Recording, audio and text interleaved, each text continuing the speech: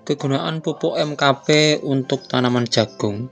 Pupuk MKP yaitu monokalium fosfat adalah pupuk yang mengandung fosfor dan kalium dalam bentuk yang sangat mudah diserap oleh tanaman untuk tanaman jagung. Pupuk MKP bermanfaat terutama dalam fase pertumbuhan, terutama dalam fase generatif, pembungaan, dan pengisian biji. Untuk kandungan pupuk MKP yaitu fosfor sekitar 52% dan kalium 34%. Manfaat pupuk MKP untuk tanaman jagung yang pertama bisa meningkatkan pembentukan tongkol dan jumlah biji bertongkol. Yang kedua memperkuat batang agar tidak mudah rebah. Yang ketiga bisa meningkatkan hasil dan kualitas biji terutama kandungan. Yang keempat bisa mempercepat pematangan biji jagung. Nah, jadi untuk pupuk MKP ini bisa diaplikasikan pada tanaman jagung di fase generatif, fase pembungaan sampai pembuahan. Untuk waktu aplikasi yang pertama fase generatif awal ya, usia tanaman jagung sekitar 35 sampai 45 hari setelah tanam, yaitu mulai pembentukan bunga jantan dan betina. Bisa juga diberikan saat terjadi kekurangan unsur fosfor dan kalium terlihat dari daun yang menguning atau pertumbuhan yang lambat. Sedangkan untuk dosis dan cara aplikasi. Dosis yang pertama semprotkan daun 2-5 gram per liter air. Disemprotkan merata ke seluruh bagian daun. Yang kedua bisa dengan cara dikocor, dosis kocor 1-2 gram per liter air. Dikocorkan di sekitar perakaran batang tanaman jagung. Frekuensi 1-2 kali dalam fase generatif tergantung kondisi tanaman. Beberapa kelebihan dari pupuk MKP monokalium fosfat dibandingkan pupuk lain cukup banyak, terutama karena kandungannya yang murni dan mudah diserap oleh tanaman. Yang pertama, kelebihan pupuk MKP untuk tanaman jagung.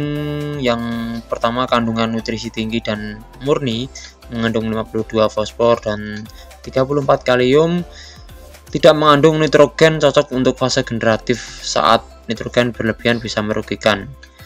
Yang kedua, bisa cepat terserap oleh tanaman, bentuknya larut 100% dalam air.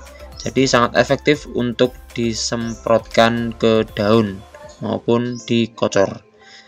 Dan tidak meninggalkan residu. Bisa juga meningkatkan bunga dan buah, merangsang pembungaan dan pembuahan pada tanaman jagung. Bisa membantu pembentukan tongkol, pengisian biji, dan pematangan serempak. Memperkuat tanaman. Kalium memperkuat batang dan jaringan tanaman, mencegah rebah. Bisa juga membantu tanaman tahap terhadap stres cuaca dan serangan penyakit.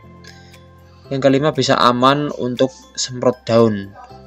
pH netral sehingga sedikit asam sekitar 4,5-5, jadi tidak merusak daun, tidak menyebabkan daun terbakar ataupun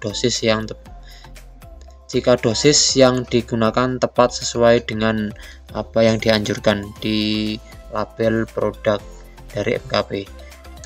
Yang keenam, cocok untuk semua tanaman, bisa digunakan untuk jagung, padi, cabai, tomat, semangka, hortikultura, dan buah-buahan. Pupuk MKP juga bisa dicampur dengan pestisida. Yang pertama, cek kompatibilitas ataupun kecocokan campuran.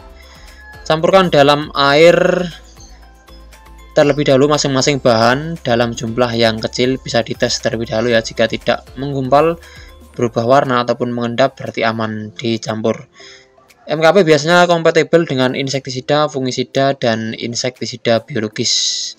Urutan pencampuran: isi air setengah tangki terlebih dahulu, masukkan MKP dan aduk sampai larut, lalu masukkan pestisidanya. Tambahkan air sampai penuh sambil terus diaduk. Jangan campurkan dengan bahan yang bersifat basa tinggi, hindari campur dengan kapur, belerang, ataupun pestisida berbahan aktif basa kuat karena bisa merusak kandungan MKP. Pestisida berbahan tembaga, kuprafit, sebaiknya jangan dicampur dengan MKP. Untuk semprot pagi atau sore hari, hindari semprot siang hari agar daun tidak stres. Gunakan nozzle halus untuk hasil semprot yang merata. Nah, oke sahabat petani, jadi untuk pupuk MKP ini bisa dicampur ataupun dimix dengan pestisida, insektisida, fungisida maupun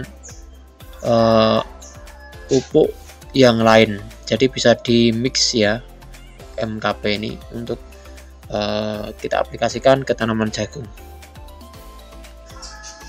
Untuk frekuensi penyemprotan MKP pada tanaman jagung itu bisa setiap 7 sampai 10 hari sekali, total 2 sampai 3 kali semprot dalam fase generatif. Jadi setiap 1 minggu 1 kali itu untuk penyemprotannya, dan bisa diulang-ulang 2 sampai 3 kali penyemprotan pada tanaman jagung yang sudah mulai keluar bunga sampai keluar buah. Bisa disemprotkan setiap 5 sampai 7 hari sekali, tapi jangan lebih dari 3 kali berturut-turut agar tidak overdosis. Nah, jadi bisa juga disemprotkan setiap 5 sampai 7 hari sekali juga bisa. Yang penting jangan lebih dari 3 kali berturut-turut ya, nanti bisa menyebabkan overdosis. Tanda tanaman yang butuh MKP lagi: pertumbuhan tongkol lambat, daun bagian bawah mulai kusam atau menunjukkan gejala kekurangan fosfat atau kalium. Jadi warnanya itu kuning, itu berarti kurang fosfat dan kalium, harus segera dilakukan penyemprotan ulang. Tanaman kurang figur padahal cukup air. Nah, seperti itu ya. Perlu diketahui untuk tanaman-tanaman yang membutuhkan pupuk MKP lagi. Jadi ya untuk penyemprotannya itu di jarak 1 minggu sekali. Catatan penting untuk penggunaan MKP, gunakan dosis 2-5 gram per liter air, hindari semprot saat panas terik ataupun hujan. Jika digabung dengan pestisida, tetap diperhatikan jeda 7 hari antar aplikasi agar tanaman tidak stres. Kalau mau pakai sistem kocor, penyiraman ke akar bisa 10-14 hari sekali. Jadi ikutilah anjuran petunjuk ya sahabat petani ya, jangan menggunakan cara sendiri, nanti bisa mengakibatkan stres pada tanaman jagung. Beberapa penting setelah penggunaan pupuk MKP untuk tanaman jagung ya: pantau perkembangan tanaman terus, lihat tongkol apakah mulai berbentuk dengan baik, biji mulai terisi, dan warna daun tetap hijau sehat. Jika respon bagus, tidak perlu semprot lagi terlalu sering. Yang kedua, bisa perhatikan daun. Jika daun terlihat gosong di tepi atau ada bercak putih, kemungkinan dosis terlalu tinggi atau semprot saat panas.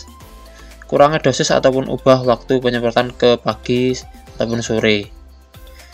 Cek kebutuhan unsur lain. Jika MKP sudah digunakan 2-3 kali dan tongkol sudah terbentuk, bisa dihentikan MKP. Fokus pada air cukup, pengendalian hama, dan kalium. Tambahkan KCL ataupun NPK jika dibutuhkan untuk pengisian biji maksimal.